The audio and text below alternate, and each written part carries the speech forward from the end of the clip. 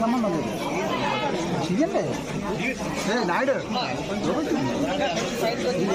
చేశారు. అయితే ఎలక్షన్ లో చెప్తున్నాం, మహిళలకు ఉచితంగా బస్సు ఇవ్వాలి, మహిళలకు అభ్యున్నతి కోసం, వాళ్ళ ఆర్థిక అభివృద్ధి కోసం వాళ్ళ సహకారం చేకూర్చేలాగా ఉచిత బస్సు మహిళలకు ఇవ్వాలని చెప్పడం జరిగింది. అయితే సంవత్సర కాలంలో 6 నెలల క్రితంలో మనం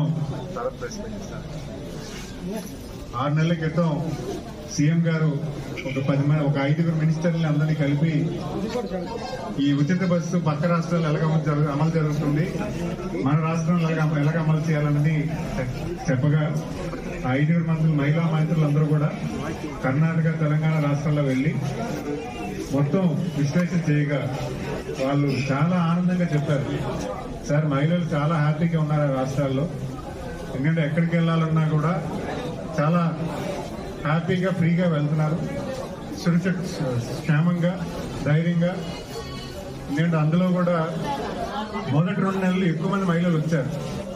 తర్వాత అవసరం కోసం నిజంగా అవసరమైన మహిళలు ట్రావెల్ చేయడం మొదలుపెట్టారు.